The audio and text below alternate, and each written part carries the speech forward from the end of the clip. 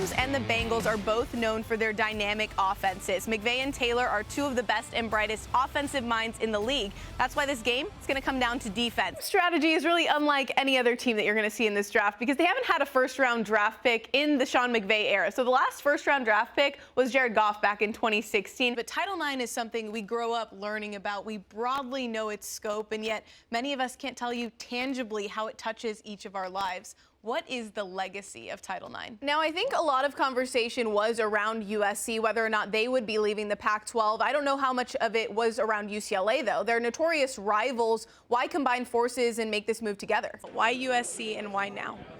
The time was right. The opportunity was right. How does that unique combination you talk about fit who you are as a head coach and what you hope to bring here? Well, I was fortunate to learn in a great program like Oklahoma. This year's El Tráfico Derby game may have ended in a draw, but hey, we know who the real winners are tonight and every night here at Bank of California. It's a 32-52. Come on now. The Rams looking to become the latest champion in what's really been a city of stars here in Los Angeles. First, you had the Dodgers winning the World Series, then the Lakers taking home the championship. Now it could be the Rams and in their home stadium. I know the game doesn't officially start till about 7 p.m., but I've weaseled my way onto the field here. I am ready because it is big game week. You know what, Chris? There was a lot of buzz in the air here at Pac-12 Media Days. However, I have to say it was less about the Pac-12 and more about a conference centered in the Midwest, the Big Ten. I've been here since about 9 a.m. this morning, and a steady stream of fans has continued to not only drive by, but to stop by, come to this makeshift memorial, and pay their respects to someone they've described to me as an icon, a legend, and a member of their families.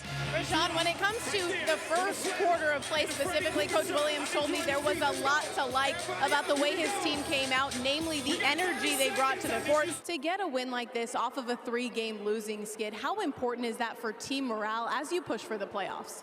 Huge, huge, huge, you know. I know you're quick to thank your teammates, but did you have any added extra motivation with Pops in attendance tonight? Oh yeah, playoff Pops. This was a run-heavy offense for the Monarchs tonight until about the 3-minute mark in the fourth quarter when Elijah Brown finds you in the corner of the end zone. What did you see on that route?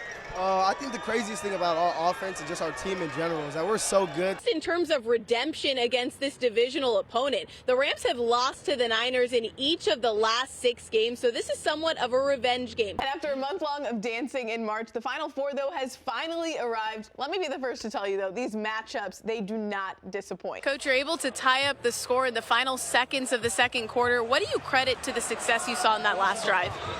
You know what, our kids are resilient. Thursday night's victory over the Suns may have represented the team's first playoff win at Staples Center since 2012, but it will now certainly not be the last. Kristen, you want to take us out? We feel it. It's time for Dodger Baseball. We'll be right back, everybody.